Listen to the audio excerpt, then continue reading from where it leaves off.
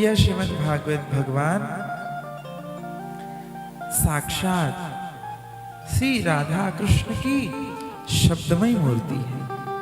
ये कोई ग्रंथ नहीं है महाराज, ये कोई पुस्तक नहीं है, ग्रंथ नहीं है।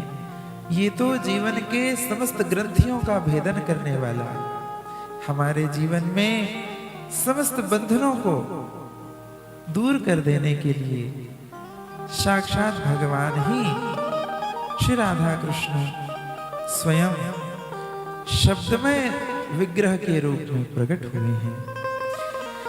तेने वाङ्मयी मूर्ति प्रत्यक्षा वर्तते हरे। ये कोई साधारण ग्रंथ नहीं है, ये साक्षात भगवान का वाङ्मय प्रतिमूर्ति है।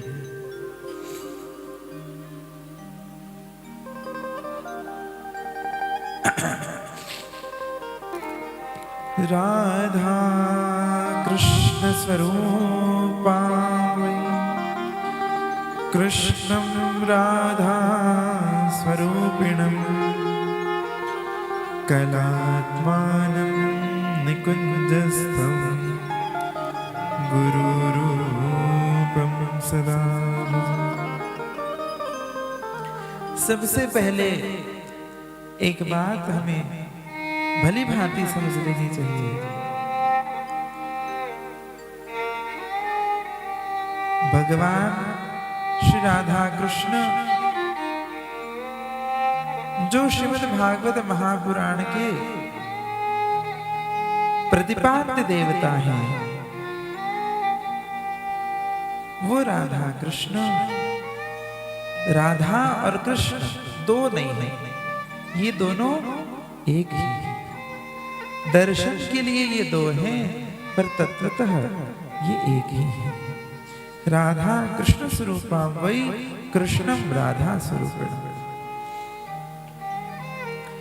कहबे कोई दो है एक ही प्राण।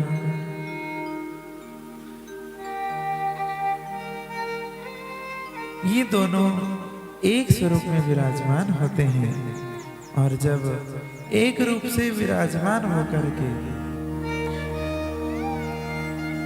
मनुष्य मात्र, जीव मात्र के जीवन का उद्धार करने के लिए कलयुग में, कलयुग के कारण, युग धर्म के कारण, कलयुग में जन्म लेने वाले जीवों के उद्धार के लिए भगवान भागवत के रूप में अवतार धारण करते हैं और स्वयं ज्ञान भक्ति बन करके सब जीवों के हृदय में भक्ति और ज्ञान का संचार करते हैं। राधा भक्तिर हरिर ज्ञानम ताभ्याम या च समन्विता ताम श्री भागवतीं गाथा वंदे युगल रूपिणम्। युगल स्वरूप स्वयं श्री किशोरी जी भक्ति स्वरूप बन करके और स्वयं भगवान श्री कृष्ण ज्ञान स्वरूप होकर के श्री भागवत ग्रंथ में, श्रीमद् भागवत महापुराण में प्रकट होते हैं। ये श्रीमद् भागवत जो हम सबको प्राप्त हुई है, हो रही है महाराज, ये देवताओं को भी दुर्लभ है। सत्ये स्वर्गे च कैलाशे वैकुंठे नास्तयं रसः अतः पीबन्तु सद्भाग्या मामुञ्चत करहिचित्।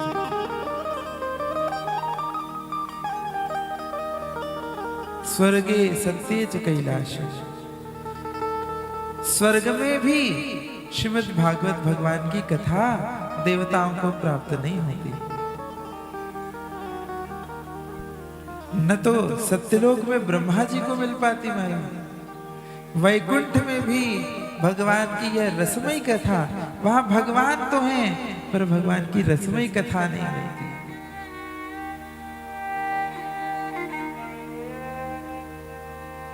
सप्त द्वार के भीतर श्री वैकुंठनाथ भगवान अपने निज सिंहासन पर श्री किशोरी जी के संग विराजमान है, परंतु उन सप्त द्वारों के भीतर पहुंचने की अवस्था हर किसी की नहीं।